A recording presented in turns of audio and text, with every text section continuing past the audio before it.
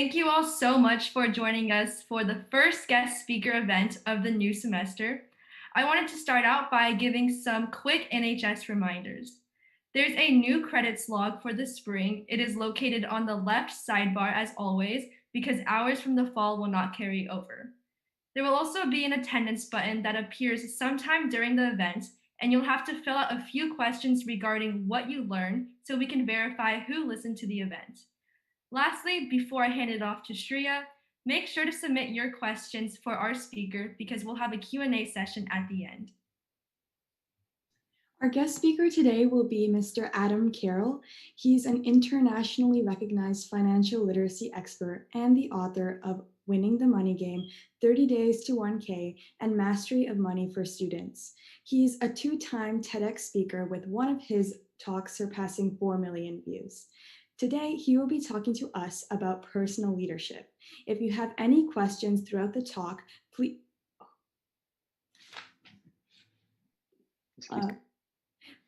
If you have any questions about the talk, please submit them using the button below, so Mr. Carroll can answer them afterwards. Without further ado, I'm pleased to introduce Mr. Carroll.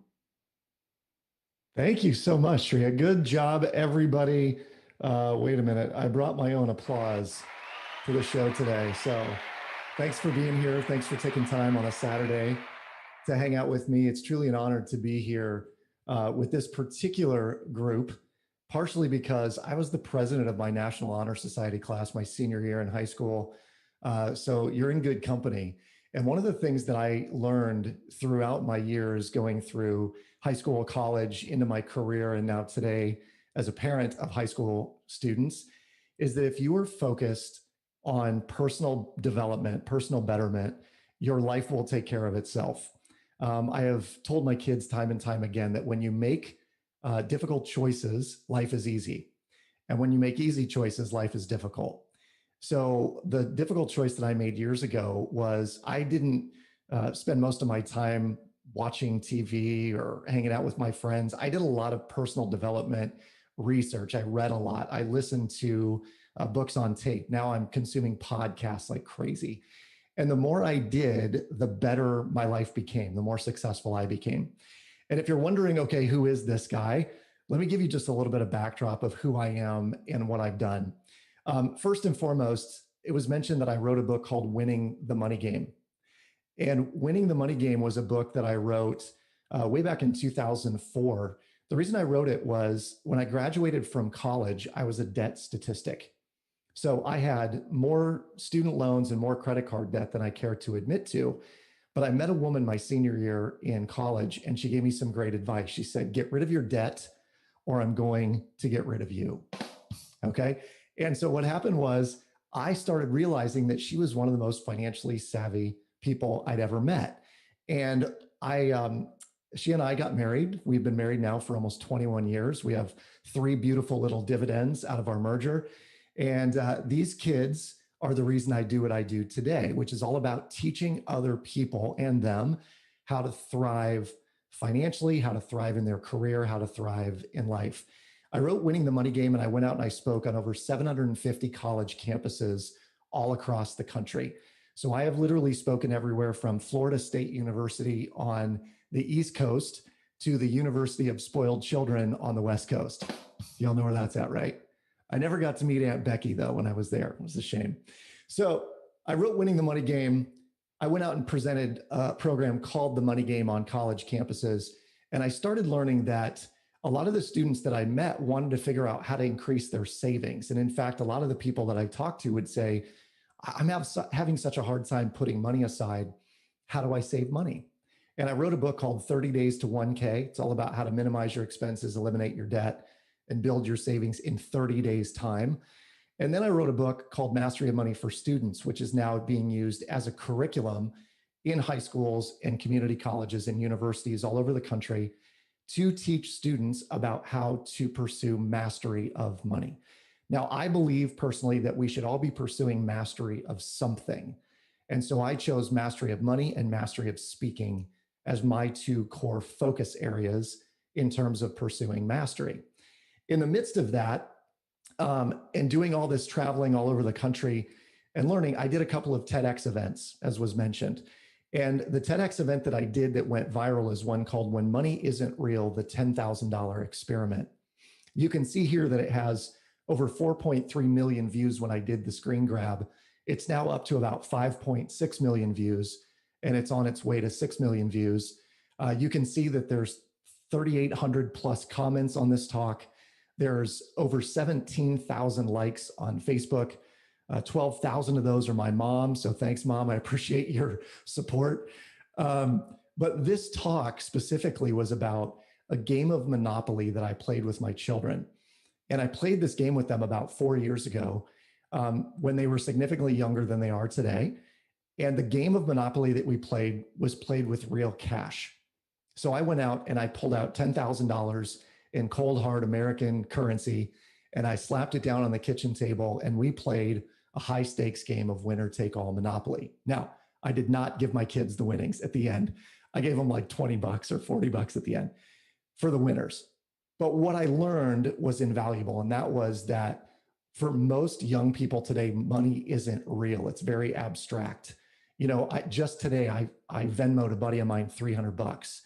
It did not feel, there was no emotional tie to it whatsoever. It was like I found him, I keyed it in, I hit send, and it was like I had just responded to an email. That is the abstraction of money. And when money is extremely abstract, it makes the way we interact with it different. And so this talk is really important for people to understand that if you're going to be successful in life personally, one of the things you must do is understand your relationship to money, how you process it, how you make it, how you save it, spend it, invest it. This talk would be one definitely to take a look at. Plus, it's only 15 minutes. You could watch this with your family tonight and have a good laugh. Then what I did was I did a documentary on student loan debt. The documentary that I did is called Broke, Busted, and Disgusted. If you go to brokebustedDisgusted.com, you can actually download a copy of the documentary and watch it this evening. When it asks you to buy the documentary, if you use the code SHARE, SHARE in all caps, you can download a free copy of the doc and watch that. Again, fun to watch with your family. It'll prompt some interesting discussion. This documentary for me was really important to do for a couple of reasons. Number one, I had been out speaking on college campuses. And in talking to college students, I would ask them, how much student loan debt will you have when you graduate? And the majority of the answers were, I don't know. And I'd say, ballpark best guess, what do you think is out there? And they'd be like, I hesitate to even guess. I have no clue. And for me, that was I was frantic for them, because if you were to graduate with 50 or 60 or 80 or $100,000 in student loans, which I was hearing, it becomes much more difficult to live the life that you want to live after graduating. And so I wanted to put together a documentary or a program, a talk, a book of some kind.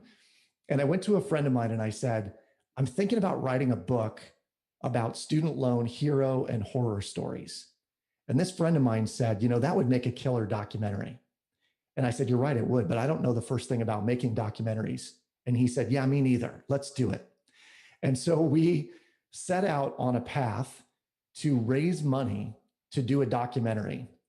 We went out on Indiegogo, which is much like Kickstarter. It's a crowdfunding site. And we put up a 3-minute trailer for this documentary. And within 45 days, we had raised $67,000 for us to be able to go out to shoot, edit, and produce a full-length feature documentary. When we did it, you all, everybody said, Adam, you're not going to make any money at this. Independent documentaries don't go anywhere. It's just a passion project. And I said, no, millions of people will see this. We're going to score a TV deal.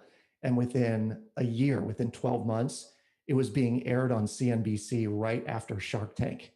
It was one of the greatest successes that I've had in my life to date. And it was just the starting point. Well, in the midst of doing this, I was going through a program with a gentleman by the name of Jack Canfield. Now, I don't know if any of you have heard of Jack Canfield, but you might know some of his work. And I had been a fan of his for years and years and years. And I kept thinking, if only I had a mentor in my life that could teach me some of the principles of success that would make me go out and be successful. And I reached out to Jack Canfield and his organization. I applied for a coaching program. I won a spot in 2014. And in 2015, I spent 3 solid weeks with Jack and a number of other high performance transformational trainers. And so I got to meet Jack, and Jack taught me a great deal that I'm going to share with you today. Some of these things are tidbits, facts, strategies that I personally have used to succeed in my life. Here's what Jack has done. He wrote with Mark Victor Hansen the book, The Aladdin Factor, The Power of Focus, and you may know this title, Chicken Soup for the Soul. Well, Jack and Mark put together the Chicken Soup for the Soul series and ended up selling well over 200 million copies of this series of book. It is one of the most successful book deals ever done in history, period, end of story. Jack then went on to write a book called The Success Principles, How to Get From Where You Are to Where You Want to Be. Now, here's what I know about most high school students today. I know there is this intense pressure to decide what you're going to be when you grow up. How many of you, at least on the leadership team, how many of you can feel that? Hand raised, give me a thumbs up, applause, whatever. There you go. Sri, I see you. Jada, I see your hand up. Okay, so here's the deal. I'm going to let you a little bit off the hook. You don't have to know exactly what you want to do, but you do need to start figuring out, what do you value? What are you excited about? When you do certain things, when does time stop for you? And when you start paying attention to those things, that's when you know you've got some passion, some purpose, something you're going to go after. And so Jack in the Success Principles lined out a number of principles that you live your life by. And when you do, life becomes extremely easy. Success becomes extremely easy. And I'm going to share some of those with you today in kind of rapid form and fashion. And then I'm going to open it up for questions near the end of our session today. So let me start with this. Jack taught us, first things first, that we are to take 100% responsibility for everything in our lives. Now, when he said that to us in the session, my mind started spinning on, I think that's hard to do. Take 100% responsibility for everything in your life. And then people were bringing up, well, what if a relative has cancer or some other debilitating disease? How can they take 100% responsibility for that? And he said, it's not so much that they're taking responsibility for the thing, although he said, to be fair, someone that may be experiencing cancer or, they're maybe older in age and they're experiencing dementia or those kinds of things. He said, did they eat well throughout their life? Did they exercise? Were they focused on consuming the right materials, both within their body and within their mind? Because believe it or not, what you take in, if you're watching, as an example, and hopefully none of you are, but if you were feeding yourself on a steady diet of Fox News or CNN, either side of the spectrum all the time, you will get sick. There's no question about it, because you're being fed this constant negativity. So Jack said, when we take 100% responsibility, we get to decide the way our life goes. One of the books that I wrote recently is called The Build a Bigger Life Manifesto. And one of the core tenets of the Build a Bigger Life Manifesto is you are the architect of your life. And here's what that means. You get to decide. No one else, there is no other living person that has a greater control over your future than you. And when you take 100% responsibility for what happens in your life, you get to decide if things are bad or they're good. And if you perceive them as bad, we can easily flip them to good. And I'll show you exactly how we do this. One of the questions I ask my kids all the time are, what are 3 things that you need to take greater responsibility for? And, my kids give me answers like, well, make my bed. Okay, cool. You need to take more. Yes, you do. They'll say, I need to take greater responsibility. Here's one that's been very present in our house. I need to take greater responsibility when I'm not keeping up with class. Online learning has been a bit of a challenge for a lot of people, and rightly so. I don't think this is naturally or necessarily the way we are supposed to learn. However, if you are behind in a certain topic, You own the responsibility to get brought up to speed. And if a teacher is not teaching it well or well enough for you to understand the concepts, what else can you do to dive in to take 100% responsibility for what it is you do? I've talked to students ad nauseum across the country about college expenses. And I know there's a lot of families out there that are looking at college costs going, I don't know how we're going to afford this. But when you take 100% responsibility for paying for college, here's what opens up for you. There's about $8 billion that goes unclaimed in scholarships every single year. Well, if you took 100% responsibility as just one thing you need to take greater responsibility for might be finding more money for school for next year. And if you got really good at that, like my friend Jocelyn Pearson did, you might make $128,000 in scholarships over the course of 3.5 years. Come out of college completely debt free and 10 grand in the bank to boot because she actually got paid to go to school. You could do that, but it requires that you take a little bit more responsibility for the cost of college. So I throw the question out as a challenge. What are just 3 things that you need to take greater responsibility for? Is it your health? Is it your own personal finances and learning more about that? Is it your GPA? Probably not for National Honor Society, but if it's your GPA, go after that. Take responsibility for it. For some of you, it may be taking greater responsibility for your relationship with a sibling that may be challenged or stressed. And you could say, it's them, it's them, it's them. But deep down, is it just the way you react to them that also may be part of the problem? Right? So when you take 100% responsibility, what you do ultimately is you take the power back from someone or something else that is impacting your life.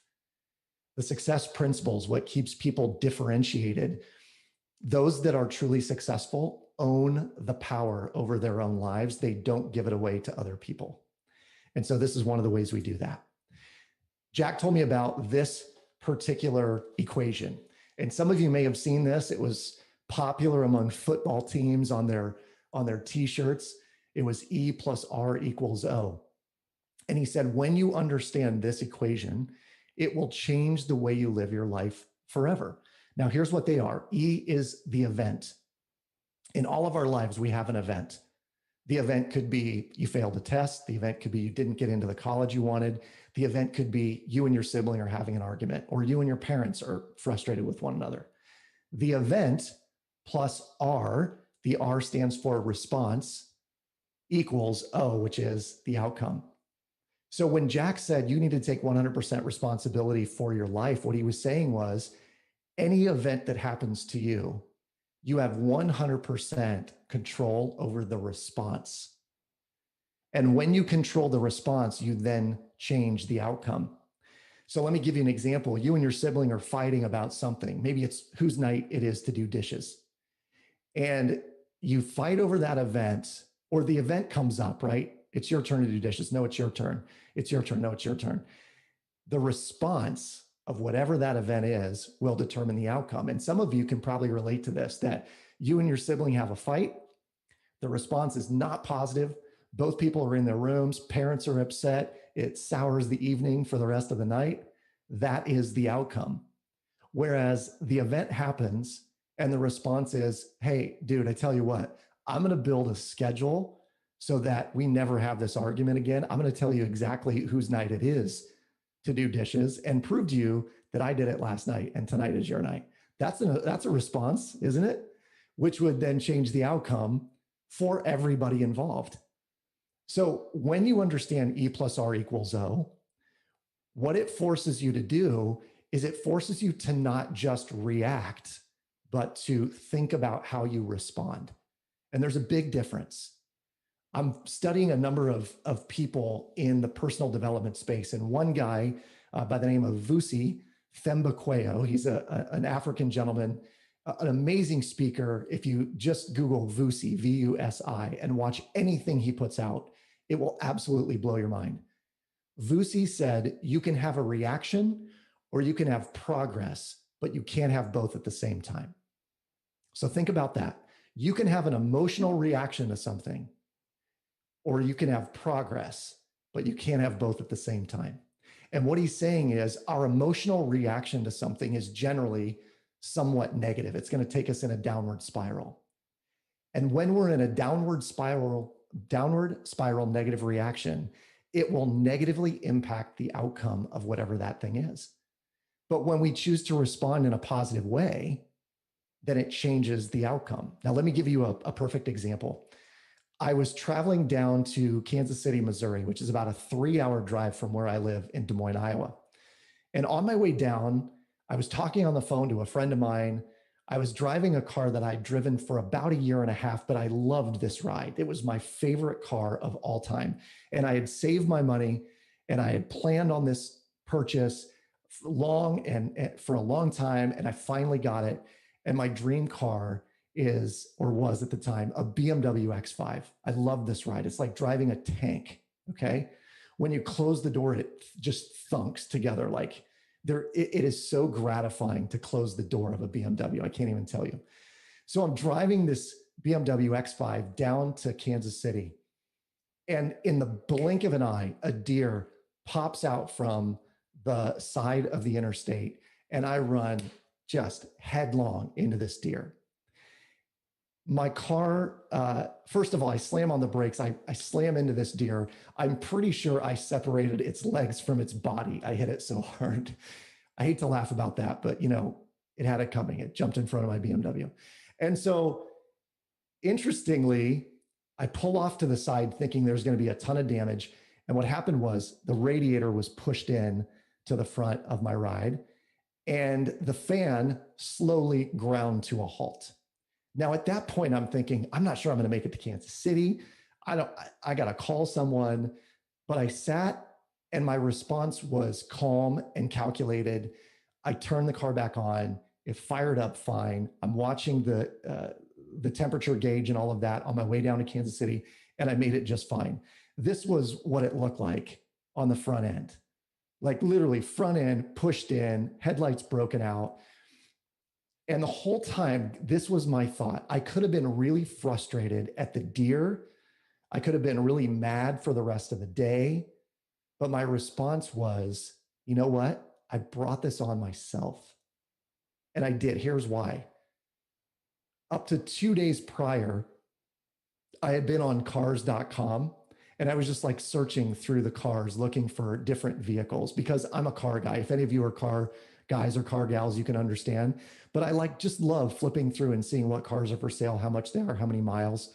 Not like I'm looking for one, but deep down, my response to that event was, you know what? I brought this on myself. And if it is time for this car and I to be done, so be it. Like I brought that on myself. And the outcome was drastically different. I had peace with whatever happened. I wasn't angry. It didn't take me in a downward spiral. I was in control of the emotional response, not reaction. I got back. They totaled my car. I got a check. I went and bought a Nissan Altima because it's just a simple ride. It was a simple purchase. However, this is how the tail end of the story. I've driven that Nissan Altima for 3 years now. I drive a lot in my business, and I put 100,000 miles on that car in about 3.5 years. My daughter's going to college in May. She gets that car, and I'm going and shopping for a BMW X5 tonight. So how exciting is that? You guys were privy to my announcement. Very cool. Okay, so here's the other thing we're going to do in terms of success. We need to use feedback to your advantage. Now, when I say feedback, feedback comes in 2 different forms. Feedback is either asking for feedback from other people. So like, hey, how do you think I'm doing in this? You could ask your parents, what do you see me doing that's limiting myself? Or what am I doing on a daily basis I need to change in order to be successful? You could ask your teachers, hey, what do I need to know to be successful in this field? And they'll tell you. That's feedback. That's one form of feedback. Asking for advice or opinions, taking it in, assimilating that feedback, and then making decisions after. The other kind of feedback is, how are you feeling on a daily basis? And what I mean by that is, you have an internal mechanism that is telling you this feels good or this feels bad. And the way I describe it is, one element is an upward spiral and one element is a downward spiral. And they look like this. We call it the emotional guidance system when I coach people on this stuff. Everything in green means do more of that. Things where you feel joy and empowerment, passion, enthusiasm, happiness, positive expectation, belief, contentment, optimism. Those are all things you should be doing more of. So when you feel that way, that might be hanging out with your friends, having fun, getting a big fat tip if you're a waiter or waitress. Those kinds of things are good, and you want more of that because that feel good is just attracting more feel good. The flip side is if you feel bored, pessimistic, frustrated, irritated, impatient, overwhelmed, disappointed, doubt, feeling worry, feeling blame, discouraged, angry, vengeful, those are all emotions that are downward spiral emotions that will do nothing but attract more of the same into your life. So I know that I'm assuming that the majority of you are not at this point, but when I go to colleges and I present this stuff to college students and I ask them, the very last bullet on the red list is vengeful. And I ask college students, how many of you have had a bad breakup? And hands shoot up all over the audience. People had a bad breakup in college. And I'll say, how many of you are still carrying vengeful feelings towards that person? Hands shoot up all over the audience. And you can see some of these, both guys and gals, they're just like, I hate that person. Right? And that's a strong emotion. And this is what I tell them. You have to forgive and you have to walk away from that feeling. Because when you feel any of those things, what you are doing is you are attracting more of that same stuff into your life.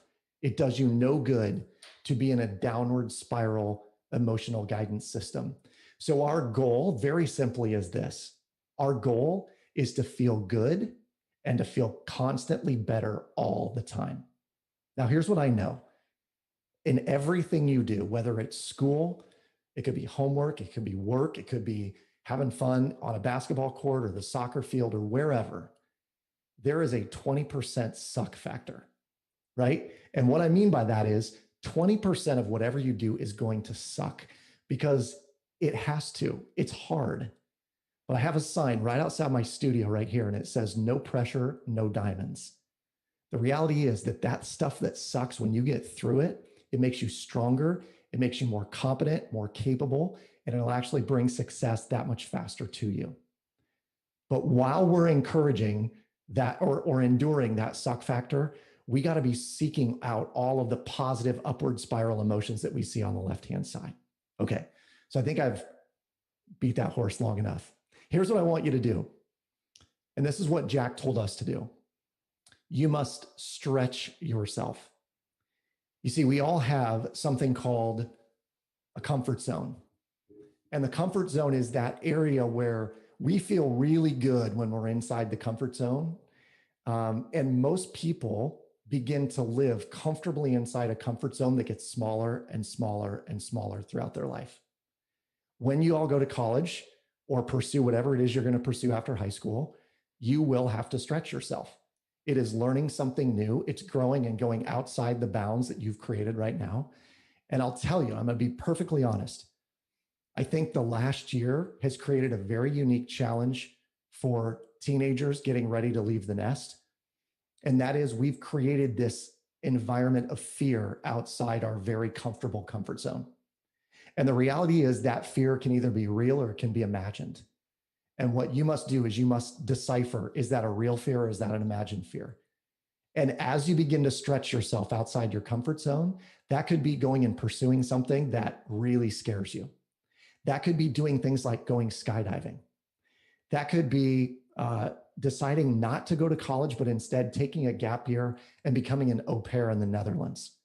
Whatever it is, begin to stretch yourself comfortably outside your comfort zone. Very candidly, for some of you, that might mean talking to someone you've never talked to before. And that is one of the greatest stretches you could possibly do for yourself, is if you are naturally an introverted person, is to reach out a little bit more, particularly in this time where a lot of people are in isolation. Just do outreach, stretch yourself, expand your horizon, expand your network, Get better about doing that. And this is the question that I pose to audiences all the time. If you were 10% more brave, what would you do? I'm not talking 100% more brave. I'm talking 10% more brave. And I had one student that when I asked this question, and this was at a high school group, I said, what if you were 10% more brave, what would you do? And this guy raised his hand. He said, I would apply to the Ivy League schools. And I said, what's keeping you from not? And he said, I'm just afraid that they're going to reject me. And I said, and what difference would it make if they did? You're in the exact same position you are now. Are you accepted to the Ivy Leagues? He goes, well, no. And I said, so in not applying, you're in the exact same position you are now. Do you want to see if you could get accepted? He goes, well, yeah, I think I do. Then obviously the next best thing to do would be to apply. So if you were just 10% more brave, what would you do? Would you ask that guy or girl out you've been staring at in class for the last 18 months? Maybe you would. Maybe that takes 20% more bravery. I don't know. But do something, because you alone can make yourself 10% more brave. And I'm going to share with you how you do that. Some of you may have poor self-talk. You might say, well, I've never been good at this, or I'm not good at math. I'm good at science, but I'm not good at English. That's just poor self-talk. And what you want to do instead is say, up until now, I struggled with English. Now I'm getting better and better every day. Up until now, I struggled at asking this guy or girl out, but now I'm as confident as they come. This is all self-talk. And believe it or not, what you say to yourself over and over again, you will grow to believe. And so one of the things that I encourage, not just young people, but all people, when I do programs for them, I tell them, be very, very cautious about what you're thinking and saying to yourself. Because believe it or not, we have 80,000 thoughts a day, 80,000. Some of those thoughts are as simple as like, oh, I'm going to pick up a pen now and write a note. Some of them are, my phone's buzzing in my pocket. Oh, wait, no, it's not. That's a phantom buzz that I have in my pocket. That's a thought. That's 3 thoughts. Okay. We have 80,000 thoughts a day. And science has proven that somewhere between 60 and 90% of those are negative thoughts a day. Now, imagine if you just changed the quality of your thoughts by 10 or 15 or 20% a day, and you started thinking positively about lots of different things. Not, oh gosh, this, I can't stand science, but I'm not a huge fan of science, but I'm getting better at understanding it. That spins it to the positive, and what will happen is your brain will start focusing on the positive. Here's what's changed it for me. I have set a new ritual in the morning of meditating for a period of time every single day. It is my morning ritual. I don't start a morning without doing this. And in doing it, what I'm doing in the middle of the meditation is I'm visualizing what it is I want to have happen that day. And I'm not visualizing the negative. I'm only visualizing the positive. And what has changed in the last several months of me adopting this ritual every single day is I begin to control my thoughts on a daily basis to what it is I want, not what I don't want. You see, the majority of us, we're focused on what it is we don't want. And when we focus on what we don't want, we get more and more of it in our lives because that's what we're looking for. There's a gentleman by the name of Wayne Dyer who said, when you change the way you look at things, the things you look at change. Let me say that again. When you change the way you look at things, the things you look at change. So if you were focused on the positive, seeing all the things that were part of that visualization during the day, it affirms that you're attracting more and more of that into your life. That's the power of visualization. This is what I did to write 4 books and get them all published and sell tens of thousands of copies. It's what I did to get not 1, but 2 TEDx events. One of them went viral, over 6 million views. And now I'm pushing for a book deal with a major publishing house where I'll get a 5, maybe 6-figure check as an advance for that book. But I'm visualizing every single day. It's coming closer and closer to me. And I'm meeting all the right people along the way that will help usher me to whatever that decision is. So for y'all, what are you visualizing? Is it getting in the exact right school? Is it dating a certain person? Is it getting hundreds of thousands of dollars in scholarships? If you're visualizing this day in, day out, You'll be amazed how much faster it comes to you. But it is critical that you do this on a daily basis. What is it you want? Sit and focus on that for 10 minutes at a time, 5 minutes at a time. Any amount of time, even 1 minute will change your life. All right. Last tidbit here that I'm going to give you. This is really important. And I know that I'm talking to National Honor Society, and I understand that, y'all are probably friends, and there's some very smart cookies in this group, some very driven people, some people who are going to go out and accomplish really cool things. But who you surround yourself with is incredibly, incredibly important. I call my network of friends and acquaintances my super friends. They're super friends because they are all incredible people in their own right. They're doing amazing things. They're hyper creative. They're musicians, they're artists, they're actors, they're business owners, they're podcasters and bloggers and vloggers. I have YouTubers who have millions of subs in my list. I mean, literally, I'm surrounding myself with great people. And this is how I determined who to surround myself with. Very simply, a speaker that I heard one time said this: in everyone's world, there are adders, there are subtractors, there are multipliers, and there are dividers. And your job is to sort of scan your network of friends and get rid of the subtractors and the dividers. And when I say get rid of them, candidly, some of those people may be in your household. And I don't mean that in a mean way, but I have had relatives that I've had to distance myself from because they are subtractors or they are dividers. And what I mean by that is subtractors just peel energy away from you. And y'all have friends like this. They call you because they just want to complain. And you are a really good person to dish to because you listen to all their complaints. But when you leave them, you kind of feel like, ugh. Dividers are people who want to talk about other people all the time. They don't want to talk about ideas. They want to talk about other people in a negative way. But if you surround yourself with adders and you surround yourself with multipliers, your life will be immensely better. Those multipliers, they want you to get better, and they want everyone around them to get better. Adders are constantly praising you, helping you, supplementing what it is you do. And the more you surround yourself with adders and multipliers, the easier your life gets and the more successful you'll be. I guarantee it. Okay. So, Sri, I think I'm at the end. I'm open to questions. Hopefully this is helpful to everyone. But I really want to know what the group has to say and any questions I can answer. All right, thank you so much, Mr. Carroll. I'm sure all of us have learned something new from your talk, and we'll make sure to apply some of your lessons into our own lives. So right before we get to the questions, I've just opened up attendance. So if you guys want to get credit for this event, make sure to click that button. And so at this point, we have some questions for our guest speaker. The first one is, 10 years ago, did you think you'd be where you are at today? This is a very good question. One of the principles that I use in my life to help me kind of track my own success is I journal on a fairly regular basis. And I have a bookshelf in my office that has years and years of journals. I mean, I've probably been keeping a journal for 20 plus years now. And often I will go back and read my entries. And I'm gonna share some information with y'all that I probably wouldn't share with other groups.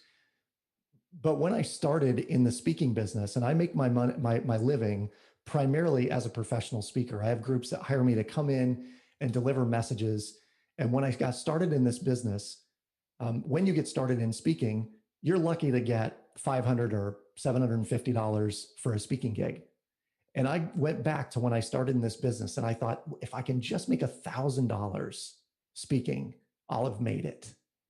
And then I go back and I look at other journals and my numbers went up to, if I could just make 2,000 and 3,000. And then I jumped up to, if I could just make $5,000 and do 2 events a month, I know that I'll have arrived. And I go back and I look at all of my journals of where I've been. And I can tell you that each mountain that I was out to climb, I scaled it. And so am I where I thought I would be 10 years ago? I think so. But I also think there's more to be done that I haven't done yet that I thought I would 10 years ago. Not because I haven't tried, but I think because one of the things that I know about myself is I love ideas and I love projects. And I've taken on a lot of projects in my life. And I think if I were to go back 10 years, what I would tell myself is zero in on one or two that you're going to get really, really good at and go after it. It's case in point. I'm sure many of you are probably fans of certain YouTubers, and you look at, like, my son loves Mr. Beast. Okay. Like, he loves Mr. Beast. And he'll come down at dinner and he'll be like, Mr. Beast gave away $1 million. Mr. Beast gave away a house. Mr. Beast gave away this and that. Dudes and dudettes here, Mr. Beast has been at it for 14 years to get to the point he's at today. And what it took was zero distraction and 100% focus on building a YouTuber business for like 3 years before he ever made $1. And that, for me, as I look back at, 10 years ago, what would I have done? Well, 10 years ago, I would have gotten started in YouTube for sure. And I'd be a famous YouTuber by now. But I would have gotten really serious about one or two things and stayed focused on that. But yes, I think I'm where I wanted to be 10 years ago. All right, thank you for your response. Related question is that you said when deciding a future career, we should figure out what we should value and what we should get excited about. But what if I'm passionate about two different things or multiple different things? How can I decide on what to do as a career? Yeah. So this is also a really good question. I have a number of friends who they decided that they had a mission, they had the work, and then they had something they dabble in. And so you will come to a point where it probably will be important for you to say, I'm going to go do this, but I know that I'm going to dabble in this for a while. And if your dabble gets to a point where it's making more money than your thing, then easily switch over. What I often will tell college students who are in the throes of like, I have no idea what I want to do. What I'll tell them is pick the thing that you know you can go make a living in that will support your ability to do what you're passionate about for at least the time being. And then what you can figure out is, will that passion that your parents and friends and everyone else is like, you'll never make any money doing that. Like being a YouTuber, maybe, I mean, I tell my boys, guys, stop consuming it and start creating it. If you were to create it right now, that thing you're dabbling in could be your thing down the road. But it's going to require that you get really serious about that one thing. And I think the advice I would give to someone who is on the fence about, do I do A or do I do B, is get really quiet with yourself and ask the question, which would I rather be doing? So if I'm 5 years out or 10 years out, what is the thing that I think I would be happier doing or more fulfilled doing, and go after that? All right, great answer. Our next question is, what if your passions don't align with what your parents or what your relatives say? And don't you have pressure to make them proud too? Just curious. Yeah. So the best way for me to answer this is to tell you a story.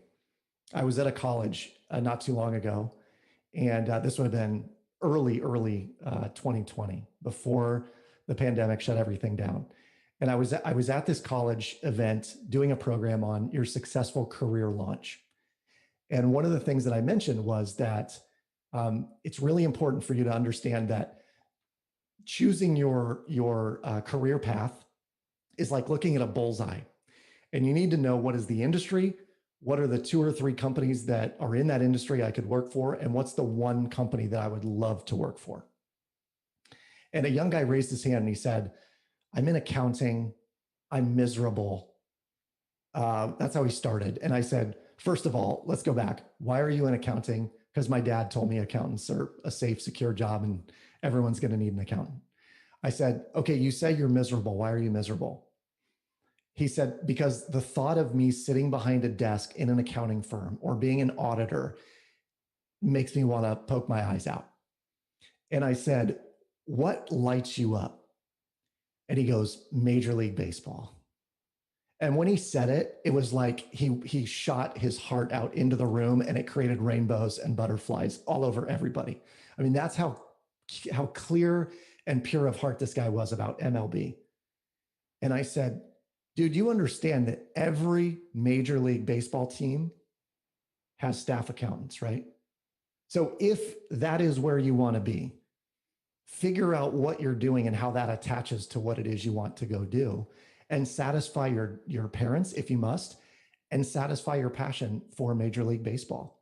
So I meet people that say, I'm in this, like I'm in HR, I'm studying HR, I'm getting my master's in HR, but my heart is really in makeup.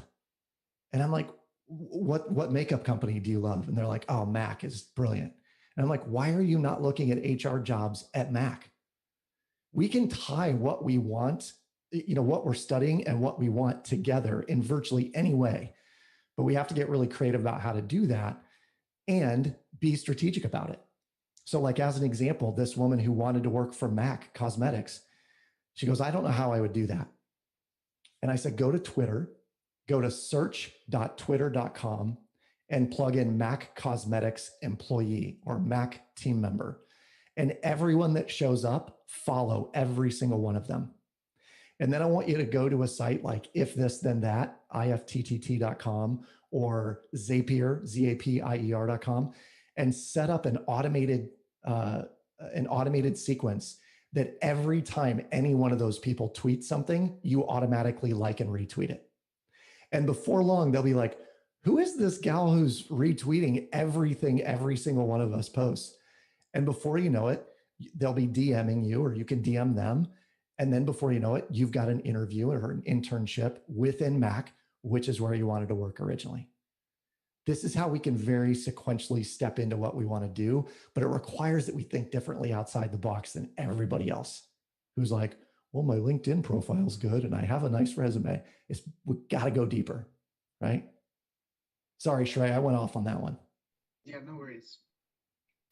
Another great question we have is, what is something you struggled with during high school and how did you fix it? I struggled with, I think candidly, I struggled with where did I belong? I was a skinny kid. I mean, I weighed like a $105 soaking wet up until my junior year. And I was 5'0" Like I literally was 5'2", 5'4", up until the time I was 15. My parents joked that when I turned 16, they were going to have to put a pillow on the driver's seat for me to, see over the steering wheel. And I was a soccer player, but I wasn't like a standout soccer player. I was in NHS. I was a smart kid, but I wasn't one of the popular kids necessarily. And I was trying to figure out where I was in high school. And then one of my cousins, who was a little bit older than me, pulled me aside it was one of his athletic events. And I said something to him that must have triggered him. And he said, hey, he goes, I'm going to give you a piece of advice that I'll give all of you. He goes, this is a blip in time. And whoever you are in high school is a mere glimpse into who you will be into the future. You can write your own script. You can be whoever you want to be. And he said it in a little, more brief terms. But he basically said, you get to decide. Don't let high school decide who you are. And so I wrestled with that for a good long time. And then I got to college and I made some really good friends. I had a lot of adders and multipliers around me, and they juiced me up big time around who I was, where my value was, what my worth was. So Shrey, to boil it down to the simplest thing, I wrestled with who I was, but my solution to that for other people is surround yourself with adders and multipliers who help define who you are, because your friends will do that. Your real friends will. All right, our next question, and this is something that I'm curious about as well, is how do you know when to stop climbing mountains and accept your own success? Or should you never stop on the journey of self-improvement? I love this question for one main reason, and that is that journey of self-improvement I call the journey to mastery. And mastery is a never-ending climb, because the master realizes that the more they learn, the less they know. And so from the personal development standpoint, I've been studying this stuff for 20 plus years. And I grew up in a household where my mom and dad talked about Stephen Covey's 7 Habits of Highly Effective People at the dinner table. We read books like The Fifth Discipline, which is a terrible, long, boring, arduous read. But my dad made me read it when I was 16 or 17. I've been studying this stuff forever, but I will tell you that other people will look from the outside at my life and say, wow, you've made it or you've accomplished a lot. And I'm just like, I'm barely scratching the surface of what's possible. And I think part of that is because I'm constantly looking for the climb. I want to do the work. I just had this great interview with a friend of mine the other day, and he said, I'm kind of upset that I can't just sit at home and binge watch Netflix and be okay with it. And I'm kind of the same way. Like I'll don't get me wrong, I will spend a weekend, watching all of the Jason Bourne movies. I love it. I geek out on it. I will do that. I did it last night. I watched 2 movies back to back. Love it. But on the end of that, then I'm like, okay, today I'm going to finish this book. I'm going to get 2 YouTube videos out. I'm going to work on something. So I'm okay giving myself little bits of rest, but I also believe in really pushing yourself. And Jack Canfield, my mentor, told me one thing, and it stuck with me. He said, if you did what you were truly capable of, you would astound yourself. And I believe that's possible of all of you. If any of you do what you are truly capable of, it will literally astound you. It will astound your family, your friends. But you are all capable of far more than you can ever imagine. And the proof that I have in that is go watch the Iron Cowboy documentary on Netflix. This dude, James Lawrence, whom I've met, did 50 Ironman triathlons in 50 days in 50 states. Think about that. An Ironman a day, 50 days in a row in 50 states. And he did it all while traveling with his family of 7. It's an insane, insurmountable feat. And now he's talking about doing 100 Ironman in 100 days, right? Back to back. So that's my answer, Shrey. I think we continue on the path we are always climbing. Okay, our next question is, what's the best thing to do to start being more brave? I read this book in college. It was called Feel the Fear and Do It Anyway. And it was written by a woman named Dr. Susan Jeffers. And in the book, she said, write down a list of everything that you fear and then sequentially go and knock them out one by one. And the reason she said to do it is when you do the thing you fear, the death of fear is certain. When you do the thing you fear, the death of fear is certain. So I wrote down this list right after college, and I had like skydiving, I had bungee jumping, I had doing stand-up comedy, I had a whole bunch of other things on my list. And I went out and I knocked them out one by one by one by one.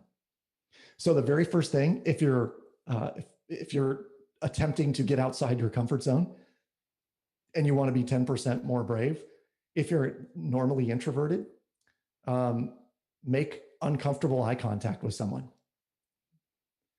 and get to a point where like you're okay with it. And you'll walk away going, it was super weird, but it's okay. The way that I do this and have continually challenged myself is I will now get into an elevator with a group of strangers and I try and work my way up to the front of the elevator. And then I turn around as the doors close and I face everyone who's all facing the door. And I make eye contact with each one of them. And then by about the second or third floor, I'll say, the reason that I called this meeting to order. Okay. And people like start grabbing their children and pulling them close to them. You know what I mean? But then I laugh and I turn around and I go, have a good day, everybody. I'm constantly making myself uncomfortable. And so the best way to make yourself more brave, do the things that make you uncomfortable. And even if it's a little bit, do it and then push it a little bit more and push it a little bit more, and you'll be more brave over time. All right, thank you, Mr. Carroll. And our last question is, how can you deal with or forgive manipulative people in your life? This is a big question with 1 minute left. Here's what I believe. I believe that people are not selfish, generally speaking, but they do things for selfish reasons. So as an example, I don't consider myself a selfish person, but I will do things selfishly to take care of my family, to take care of my health, to take care of, the people around me. I think that manipulative people are operating under a certain script that they believe that's what's going to make them successful. And, in light of everything that's gone on politically in the last several days, I have been saying for the better part of the last, 4 years, that the truth marches slowly, but it always catches up. The truth marches slowly, but it always catches up. And the people that around you that are getting ahead through manipulation and maybe ill-gotten means, the truth marches slowly, but it always catches up. And the number one thing you can do is forgive other people because they're only functioning within a script or an environment that they have proven is successful. So it may not be the environment that you like or the script you like, but it's their script, it's their environment, and that's their cross to bear. That's their karma. This is the last thing I'll say on this. I walked into a gas station one day on one of my travels, and the guy behind the counter was extremely rude, like just unbelievably rude to every single person that came in. Like he'd had a really bad morning and he was going to have a really bad afternoon and a really bad night. And almost like his temperament and his personality was that way. But on the wall behind him was a sign that said, "How other people treat you is their karma. How you treat them is yours." And I was struck by the fact that it was on the wall behind this dude who was super rude. It made me wonder if he put it back there, like, I'm going to be super rude to everyone, but they need to be nice to me. That's their karma.